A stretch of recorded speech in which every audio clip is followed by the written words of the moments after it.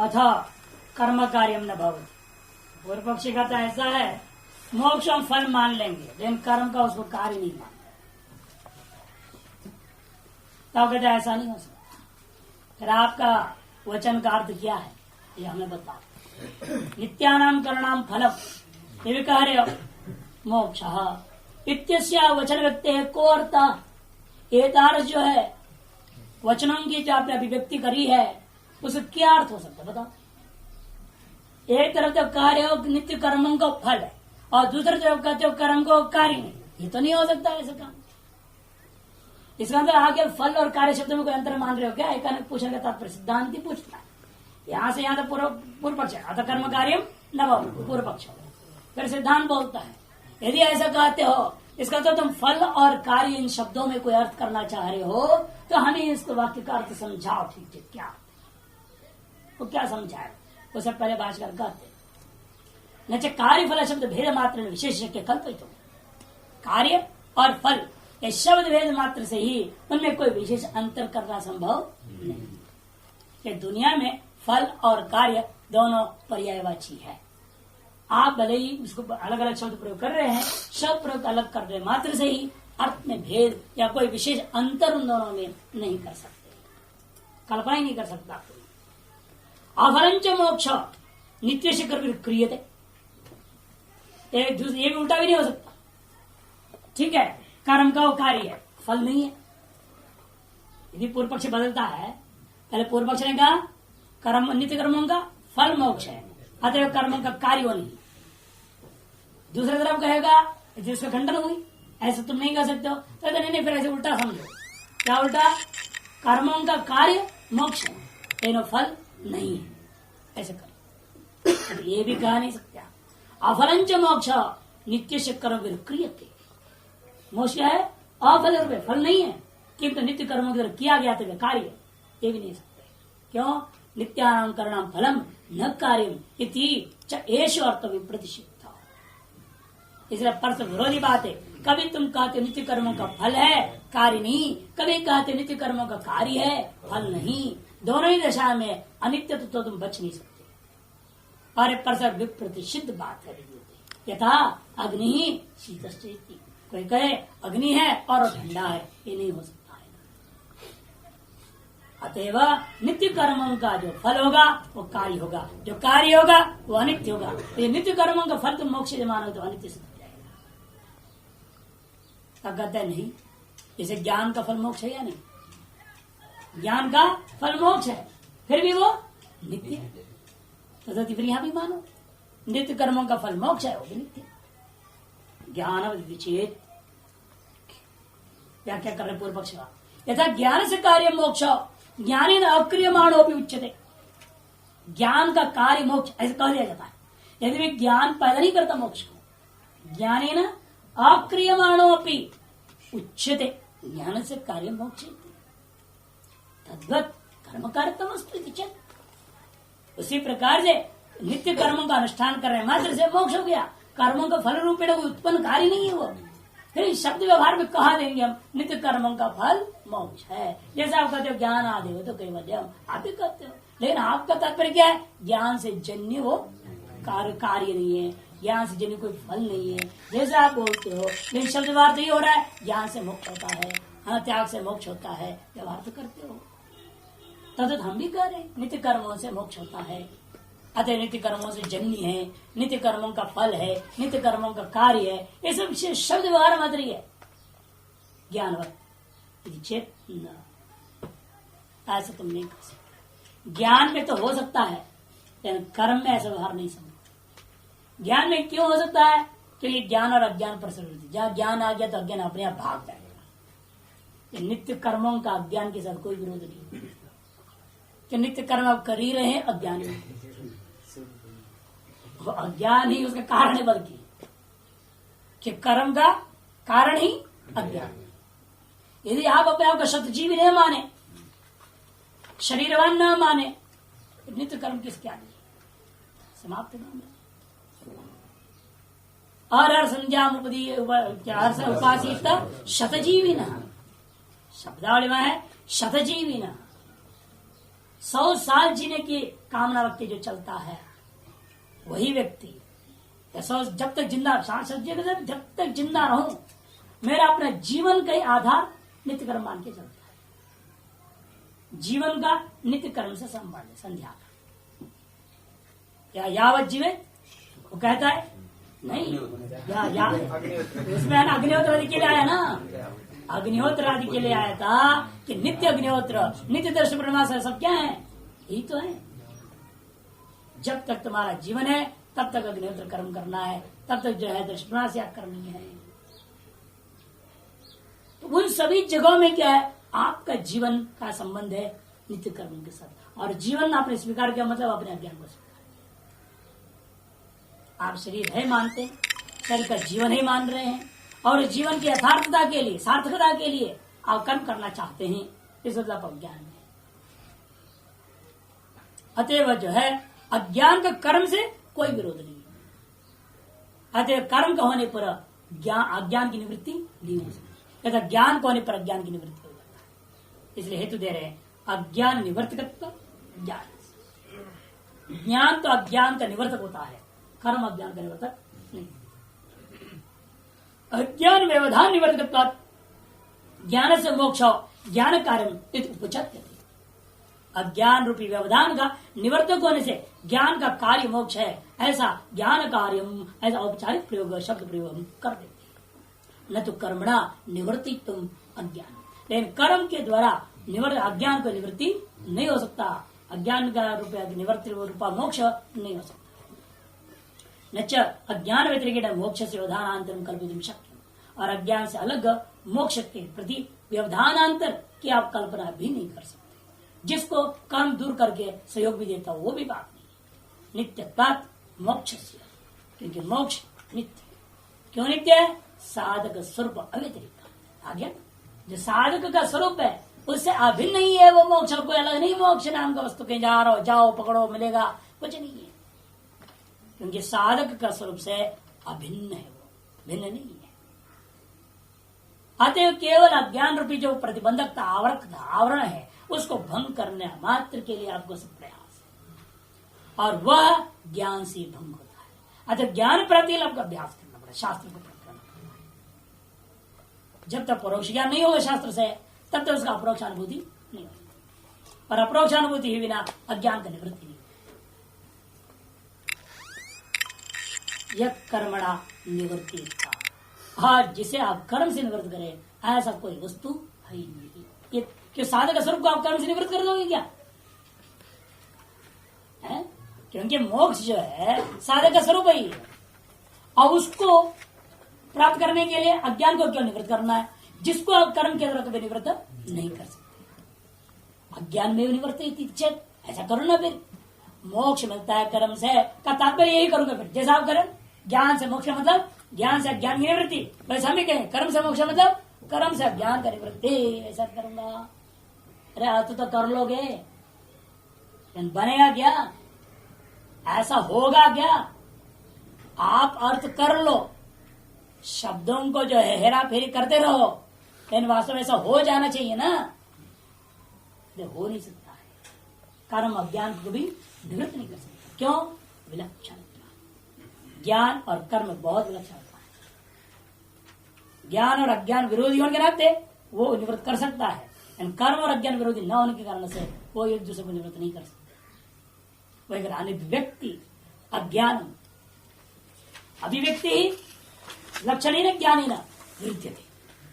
अप्रकाश रूपा जो अज्ञान है उसको प्रकाश रूप ज्ञान निवृत्त कर देता है। लेकिन कर्म कोई प्रकाश रूप वस्तु है क्या कि अप्रकाश रूप अंधकार को दूर कर देगा वो है? इसलिए कहते हैं कर्म तो न अज्ञान में विरुद्धते तेन ज्ञान विलक्षण कर्म। लेकिन कर्म जो है ना अज्ञान के साथ उसका कोई विरोध नहीं है, जेते ना, इसीलिए ज्ञान से विलक्षण कर्म है सिद्ध हुआ। इसलिए था ज्ञान अज्ञान का निवर्तक है, वैसे कर्म अज्ञान का निवर्तक नहीं हो सकता। तो ज्ञान का सामर्थ्य कर्म का सामर्थ्य में बहुत अंतर। ज्ञान प्रकाश रूप होने से अप्रकाश रूप ज्ञान का निवृत्त करने में समर्थ होता है, लेकिन कर्म का सामर्थ्य 4 चीज करने का है। उत्पाद्य आपकी जो है संस्कार कार्य, इसके अलावा कोई 5 चीज करने का सामर्थ्य उसके पास है ही नहीं। और इस सामर्थ्य को लेकर के कर्म जो करे मोक्ष अज्ञान की निवृत्ति नहीं। यदि ज्ञानाभाव, संशय ज्ञानम, यदि विपरीत ज्ञानम व उच्चते अज्ञान विधि, चाहे अज्ञान का लक्षण कुछ भी करो, ज्ञानाभाव अज्ञानम कह दो, चाहे संशय ज्ञानम अज्ञानम कह दो, चाहे विपरीत ज्ञानम अज्ञान लक्षण कर लो, चाहे अज्ञान लक्षण कुछ भी कीजिए वह, लेकिन अज्ञान ज्ञान का परस्पर विरोध मानेंगे। अज्ञान का स्वरूप कुछ भी हो उसको क्या है, ज्ञान निवृत्त जरूर कर। सर्वम ही तत्व ने तीनों विकल्प, इसके लिए और भी चाहे अज्ञान के कुछ न विकल्प लाना चाहो, लाओ सारा विकल्प उनको, कभी सर्वम ही तत्व ज्ञानी नहीं बनी बनती थे। किसी भी टाइप का अज्ञान हो, चाहे 10 फुट का वाला अज्ञान हो चाहे 2 फुट वाला अज्ञान हो, कोई फर्क नहीं पड़ता। जैसे बिजली को क्या फर्क पड़ता है? 10 फुट वाला आदमी है तो क्या बिजली डर जाएगी और 2 फुट वाला आदमी को तंग करेगी? नहीं, चाहे 10 फुट वाला छुएगा चाहे 2 फुट वाला छुएगा, सबको एक मारेगा, छोड़ेगा, है या नहीं? अब इतना जरूर अंतर हो सकता है, इसका खून सुखाने के लिए 4 मिनट लगेगा, उसको खून सुखाने में 3 मिनट लगेगा। 1 मिनट का फर्क सुखाने में, जलाने में लगेगा। तो क्यों? थोड़ा ज्यादा खून है ना उसमें, ज्यादा खून मान से थोड़ा ज्यादा टाइम लगेगा, लेकिन जला के रहेगा जरूर।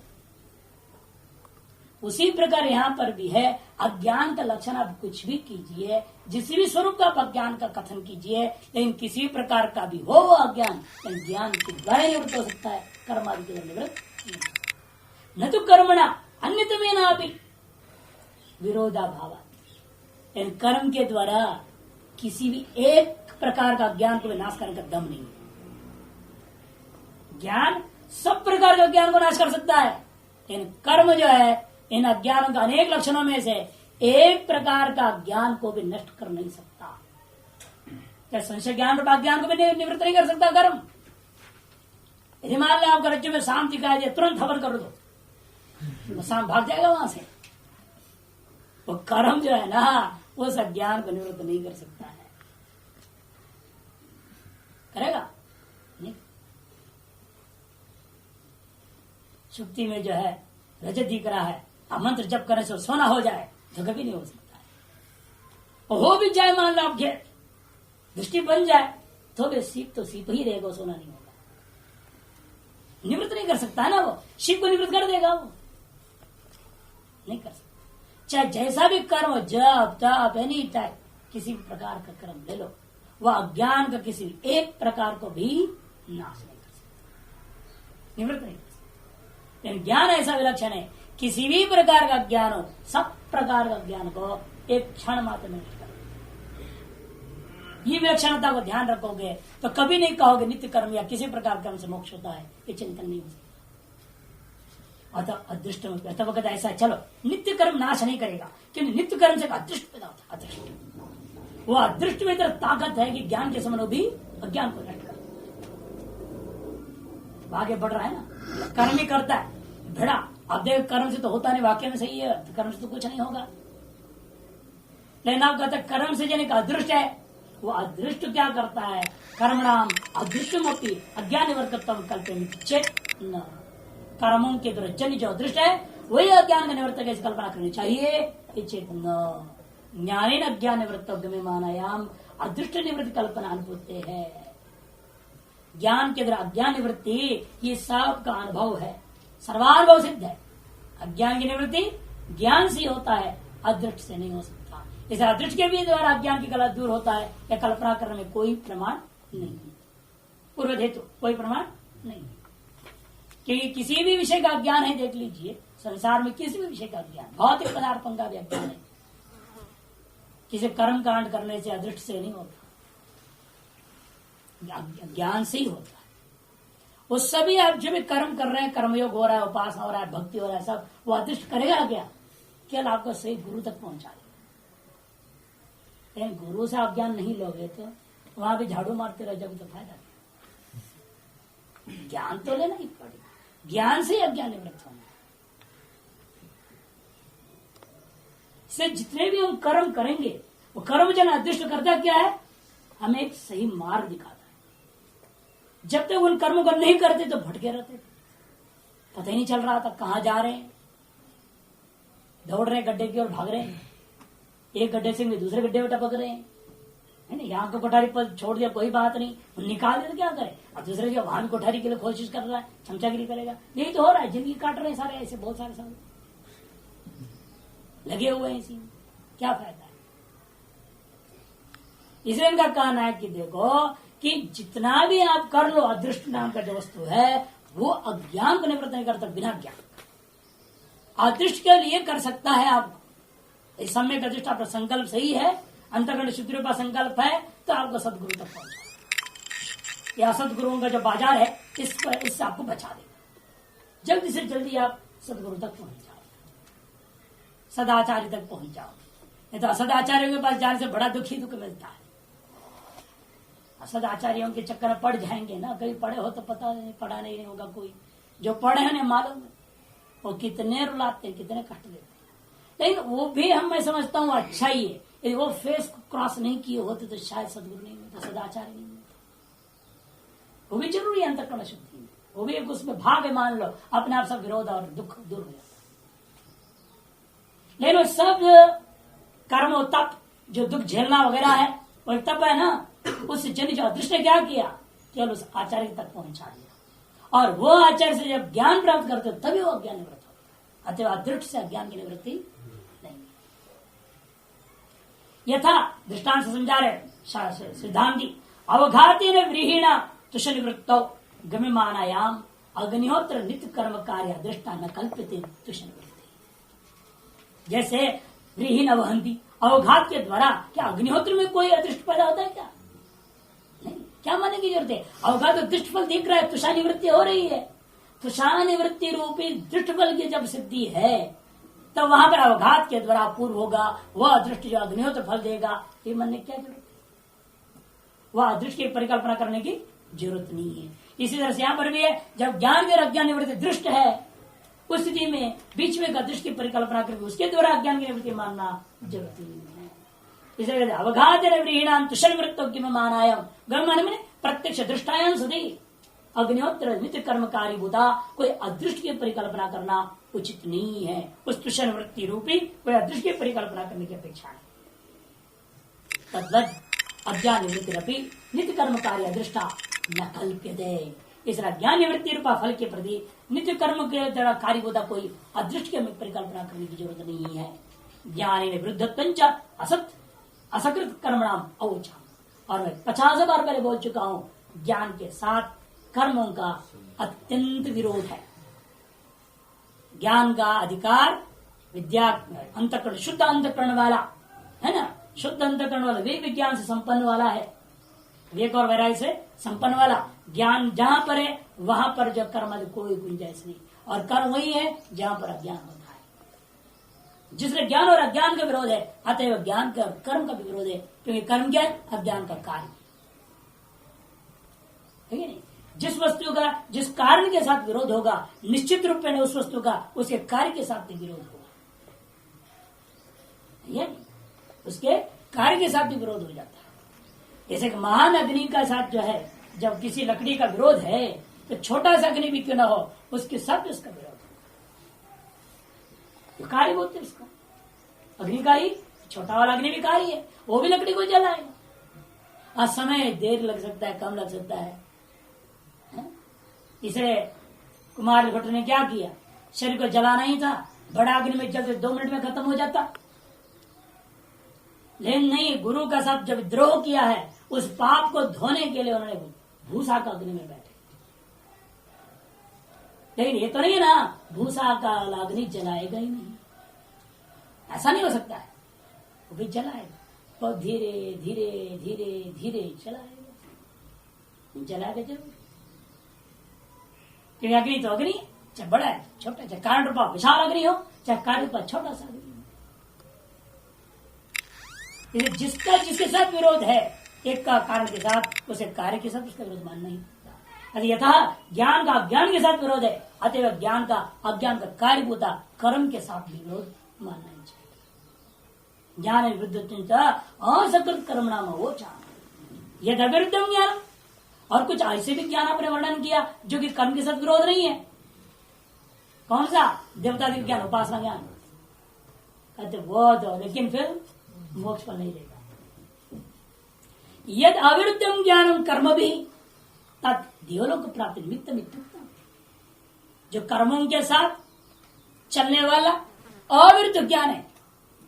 कैसा ज्ञान है वो? देवताओं का ज्ञान, उपासना। यद अविरुद्धम देवतादि ज्ञान से, नीचे दिया ना, देवतादि ज्ञान से 6 नंबर टिप्पणी, कर्म अविरोधित्वाद युक्तम समुच्चय, उनका समुच्चय करना उचित है। तत्तमसि इत्यादि वाक्योत्तर ज्ञान से तो कर्म विरोधित्वाद न समुच्चय अतः तत् केवलमेव ज्ञान ध्वंस इत्यर्थ। इसे तत्तमसि आदि जन ज्ञान केवल अकेला वो अज्ञान को निवृत्त कर सकता है, लेकिन ये जो देवताओं का ज्ञान है कर्म के साथ जुड़ करके भी अज्ञान को निवृत्त नहीं कर सकते। इनका फल क्या है? देवलोक प्राप्ति। जो कर्म के अविरुद्ध कुछ ज्ञान है मानते हो, वह ज्ञान भी अज्ञान का निवर्तक नहीं होगा। वह कर्म से साथ जुड़ करके वह अविरुद्ध ज्ञान जो होते हैं वे केवल देवलोक आदि का प्राप्ति के ही निमित्त होते हैं। इसी को कहा विद्या देवलोक। अविद्या का तात्पर्य देवता विज्ञान, न तो ब्रह्म विद्या। अपर विद्या है वो, यदि श्रोत है। किंच अन्यत, और दूसरी बात भी यह है, मान के भी चलता हूं, नित्य कर्मों का फल जो है मोक्ष है, यदि मान के चले 2 मिनट के लिए, तो भी बन नहीं सकते व्यवस्था तुम्हारी। एक तो कल्पना ही नहीं कर सकते, कल खंडन कर दिया। अर्थापत्ति के द्वारा वो कल्पना करने का प्रयास कर रहा है, उसका पूरा खंडन कर दे, कल्पना ही नहीं हो सकता। और एक कल्पना कर भी ले आप तो भी वह नित्य नहीं हो सकेगा।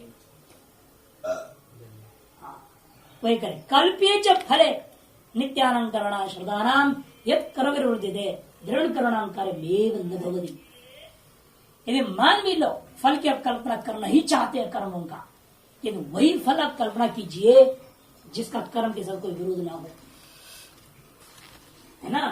कर्मों का फल आप कल्पना करना चाह रहे और चक्र मोक्ष फल करके कल्पना कर रहे थे, वो तो संभव नहीं बता दिया। अतएव कह रहे फिर कर क्या करना क्या चाहिए? यदि कर्मों के फल आप कल्पना करना चाहते हैं तो कर्म विरुद्धते द्रवण कर्मणाम कर्मेव न भवति। नित्यानाम कर्मणाम फले च कल्पे श्रुतानाम यत् कर्म विरुद्धते। या थोड़ा पाठ में गड़बड़ है, नीचे देखना है पाठ, ठीक पाठ नीचे 3 नंबर ठीक पाठ, थोड़ा पाठ यहाँ भेद है, पाठांतर है, बीच का कुछ हिस्सा छूट गया है, वो जोड़े देखो। श्रुता नाम के बाद ऐसा होना चाहिए, यद कर्म फिर न विरुद्ध तत्कल्प्यता, है ना। नित्यानाम कर्णाम फले च कल्पे, नित्य कर्मों में श्रुत नित्य कर्मों का फल की कल्पना ही करना चाहते हो तो जो कर्म के साथ कोई विरोध नहीं कर रहे हैं ऐसे फलों की कल्पना करो। न मोक्ष फलम, नहीं मोक्ष फल की कल्पना मत करो। मोक्ष फलम तो विरुद्ध, क्योंकि जो मोक्ष का जो फल है ना उसका कर्म के साथ विरोध है। इसके बाद द्रव्य पाठांतर विरुद्ध का विश्राम देते हैं, विरुद्धते है ना, उसका विश्राम टिप्पणी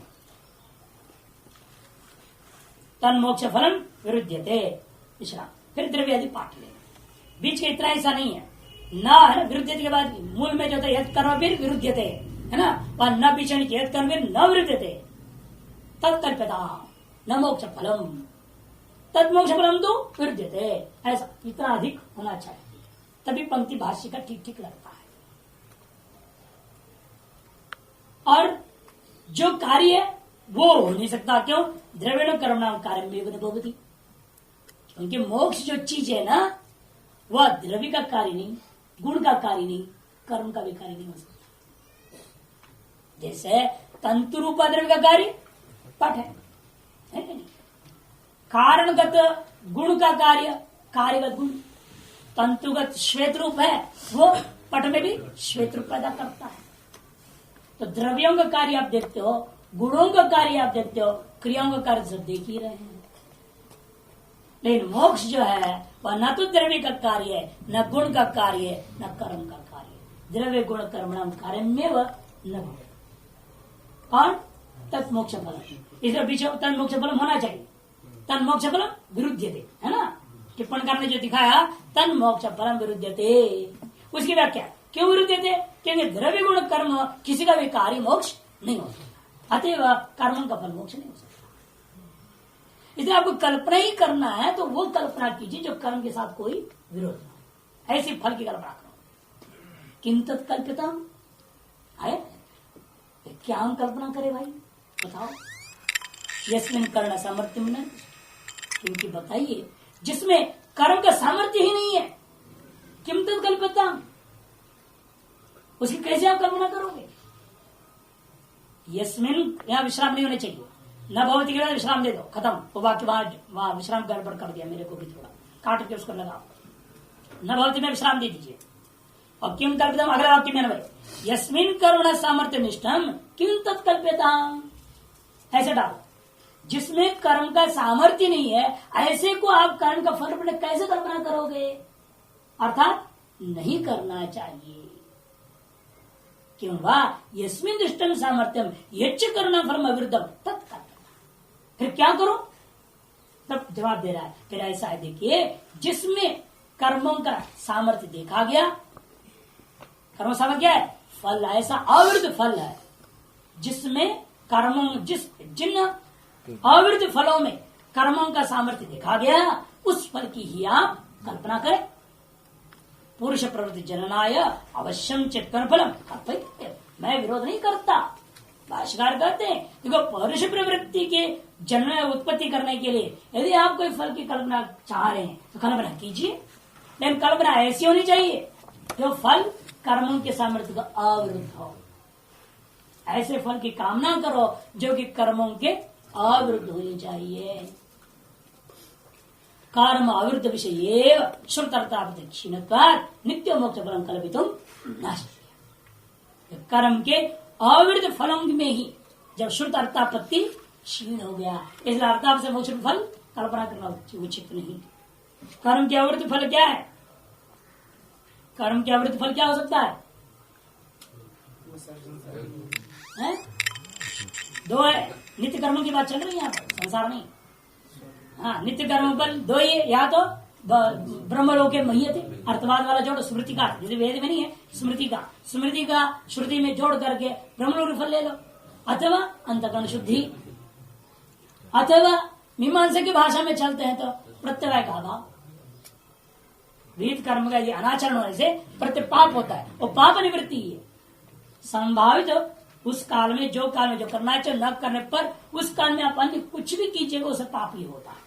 वह पाप का निवृत्ति के लिए ही नित्य कर्मों का अनुष्ठान। ये तीन के अलावा कोई चौथा विकल्प नहीं है नित्य कर्मों के लिए, या तो प्रत्यवाय निवृत्ति, अथवा अंतःकरण शुद्धि, अथवा ब्रह्मलोक स्मृति अनुसार।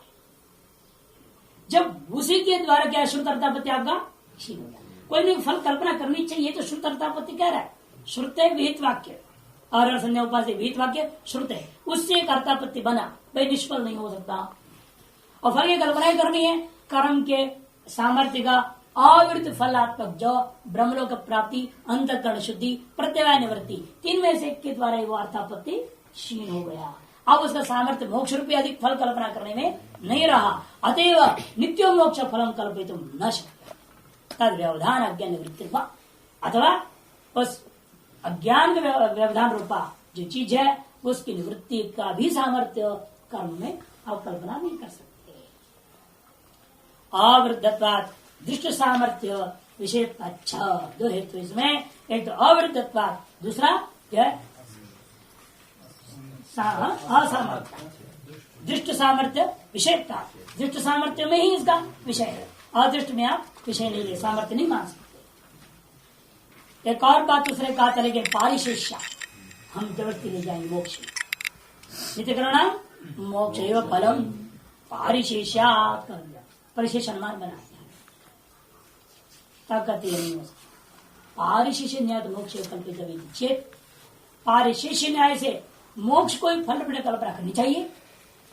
उसी पूर्व पक्ष व्याख्या सर्वेशा में करना सर्वम फलम, यहाँ पर पूर्व पक्ष बोल रहा है सर्वेशम करना मतलब काम्य और नैमित कर्म, नित्य कर्म को छोड़ के, नित्य कर्म को छोड़ के सर्वेशाम कर्म नाम, अर्थात काम्य नैमित कर्म नाम सर्वम फलम का मतलब क्या, नरकलोक से लेकर ब्रह्मलोक पर्यंत सब फल है। अन्य जितने भी कर्म है, नित्य कर्मों से भिन्न जितना भी कर्म है वो क्या है, संसार में फल देता है, ये पूर्व पक्ष का फल। अतएव नित्य कर्म क्या करेगा फिर, मोक्ष। इसे सर्वेशा में कर्मणाम सर्वम फलम न चान्य इतर कर फल व्यतिरेक फलम कल्पना योग्य मस्ती। और इन नित्य कर्मों के लिए कहा जाओगे, नित्य कर्मों का फल कहां ढूंढोगे, ये सारा संसार से भिन्न कोई ढूंढना पड़ेगा, यानी क्योंकि इन काम्य और नैमित्तिक कर्मों का फल नरक से लेकर के लेकर ब्रह्मलोक पर्यंत सकल फल आपने जो स्वीकार कर लिया, इससे भिन्न कोई न कोई फल ढूंढनी पड़ेगी। और ऐसा कोई दूसरा है नहीं मोक्ष के अलावा, मोक्ष के अलावा संसार से कोई फल है क्या, है? इसे कहता है नाचान्वित इतर कर्म फल व्यतिरेक, इतर कर्म है नित्य नैमित्तिक कर्म का जो फल उससे भिन्न, इतर कर्म फल व्यतिरेक न अन्य फलम कल्पना योग्यम नास्ति अतः मोक्ष परिशेषी विद्यते।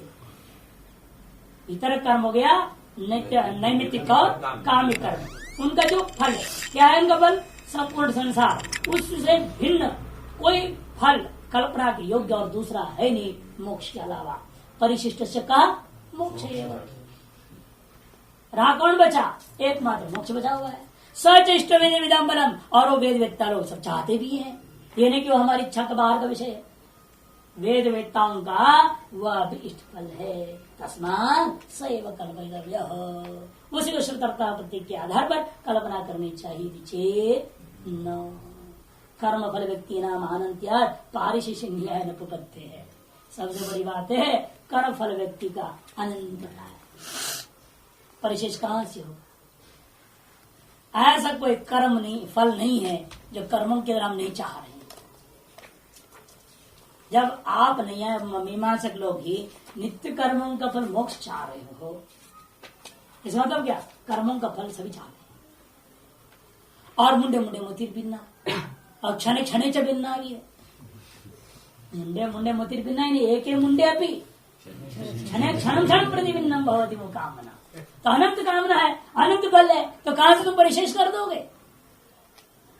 इसे नित्य कर्मों का भी कोई चाह रहा होगा कुछ फल, कोई कुछ और चाह रहा होगा, तुम कैसे निश्चय कर लोगे। नित्य कर्मों का फल जो है मोक्ष ही होगा, और कोई फल चाहता ही नहीं दुनिया नित्य कर्मों से है। नित्य कर्मों का अन्य कोई फल चाहते ही नहीं संसार में कोई भी व्यक्ति, ये आप निर्णय नहीं दे सकते कि दुनिया भर लोग है और हर लोग का अपना अपना अलग फल है, और हर आदमी का सवेरे शो शाम का अलग अलग फल हो जाता है, कामना बदलती रहती है। ऐसी स्थिति में तुम कैसे कह दोगे पारिशेष।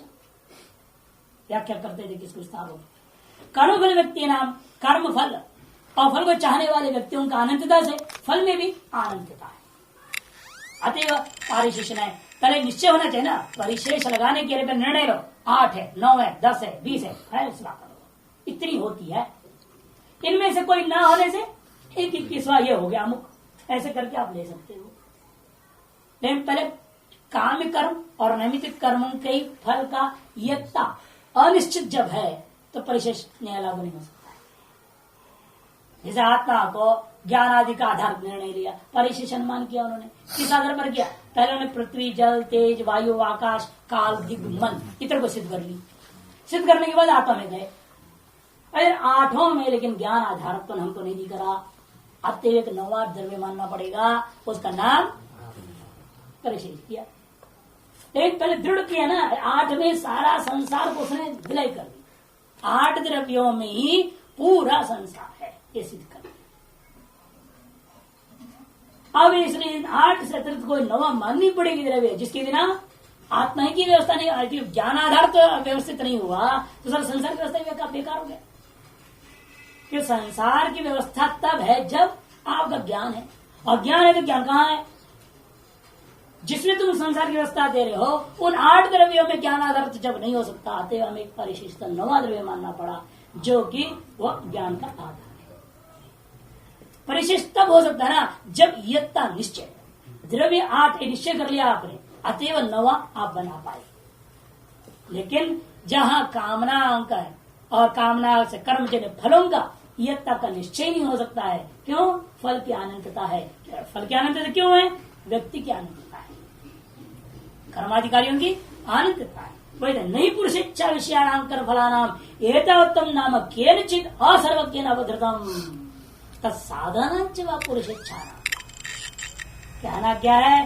बोल रहे हैं कि भाई देखो, पुरुष इच्छा का विषय होता कर्म फलों की एतावत्तम माने यत्ता, उसको केनचित असर्वज्ञेन, परमात्मा का है, परमात्मा भले ही निर्णय ले सकता है परमात्मा के सिवाय, और दूसरा कोई असर्वज्ञ पुरुष के द्वारा नहीं अवधृतम।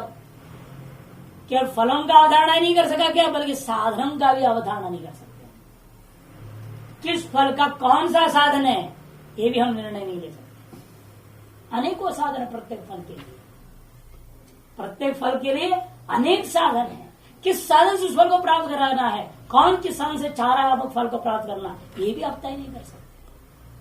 क्या साधनों का विषय में ही नहीं, इच्छा में ही बल की फर्क है। पुरुष इच्छाया इच्छाना वाह है ना, कर्मफलाना एतावत्तम नाम न अवधृतम, फलों का तत्साधना नाम वा पुरुष इच्छा नाम वा, तीन चीज, फल साधन इच्छा, किसी की भी यत्ता आप निर्णय नहीं ले सकते। मान्य देश का निमित्त पुरुष इच्छा विषय साधनांच पुरुषेष्ट फल प्रवृत्तता, क्योंकि अनियत है ये देश काल निमित्त। पुरुष की जो इच्छा उत्पन्न होती है और पुरुष के इच्छा का विशुद्ध साधनों का बारे में भी कोई नियत नहीं है। कहाँ कौन सा साधन लेके चलोगे? चल पड़े ट्रेन से, क्या अगर ट्रेन पीछे ठप हो गया, क्या कर? उन्होंने कहा भाई उतरो सब चलिए बसों में, नहीं भी चाहते हो धुआंधार बस में जाना पड़ जाता है कई बार। क्या करेंगे? एरोप्लेन से उतरा एसी से, और खड़खड़ बस में इधर से उधर ले जाएंगे, गर्मी में तपते हुए इधर से 2 किलोमीटर चला। कई ऐसे एयरपोर्ट है, बड़े लंबे लंबे छोटे एयरपोर्ट है, लोग घूमे होंगे ना, पता चलेगा भविष्य में विदेश में कभी। एक जगह से या दूसरे जगह जाने के लिए वहां बस लगे हुए हैं अंदर में उनकी, हाँ उसी बस में आपको जाना ही पड़ेगा। धक्का मुक्का खाओ, घुसो उसमें और वही दे जाएगा एक दिन से तीसरी जगह। यहां से आइए, आप प्लेन उधर खड़ा है, एंट्री इधर हो रहा है, प्लेन बहुत दूर खड़ा है 2 किलोमीटर, बसों में ले जाते हैं। ऐसा तपता और ऐसा बुरा हालत होता है कि पूछे नहीं। सोचे कब हम एयरप्लेन में घुस जाएंगे, ये सोचते रहते। फिर एसी में घुसा है ना वहां, कौन चाहता है ऐसा, लेकिन मजबूरी। इसलिए आप कहते हैं नियत नहीं है सब, आपकी इच्छा भी नियत नहीं, फल भी नियत नहीं, साधन भी नहीं, देश काल परिस्थिति के अनुसार बदलते रहता है। अनियत देश काल निमित्त पुरुषेच्छा विषय साधनांच पुरुषेष्ट फल प्रयुक्त, वह भी पुरुष इष्ट फल से प्रयुक्त है। प्रति प्राणी च इच्छा वैचित्र्य फलानंत साधनांच अनंत सिद्धि ही, प्रति प्राणियों की इच्छा के वैचित्रता के कारण से ही फलों की अनंतता है, साधनों की भी अनंतता है। तुम परिशेष कैसे कर सकते हो? तदानंत्याच अशक्य में तुम पुरुष ज्ञातम, इसीलिए उसकी अनंतता के कारण से एतावत्तम एव पुरुष ही ज्ञातुम न शक्य, अशक्य। अज्ञाते साधन फल एतावत् कथम मोक्ष से परिशेषते, जब साधन फलों की एतावत्व का निश्चय नहीं हो पा रहा तो परिशेषता मोक्ष की सिद्धि कैसे करोगे? नित्य कर्मों का फल रूपेण ये नहीं हो सकता। तब पूर्व कैसे जाति ले लूंगा मैं, है ना, कर्म फलत्व रूपी जात्यवचिन सकल कर्म फल आता है। तब कहेंगे मोक्ष में तुम्हारे जाति घुस जाएगी, तो नित्य कर्म तो कर्म है। कर्म फल जातित्व लोगे, कर्म फलत्व रूपी एक जाति ले लोगे, कर्म फलत्वम एक जाति हो गया, और नित्य कर्म जन्म में कर्म फल तो है नहीं, फिर मोक्ष में भी वो चला जाएगा, लोग समान जाति हो जाएगा। फिर यथा कामिक कर्म और जो है नैमित कर्मों का फल होता है स्वर्ग में अनित्यता है, तब जात्यवच्छिन्न ये मोक्ष में ये भी अनित्य हो जाएगा। एक जात्यवच्छिन्न जो होंगे उन सकल वस्तु समान धर्म वाला हो जाता है, नहीं होगा, अतएव वो भी अनित्य हो जाएगा। इत्यादि विचार आएगा। ओम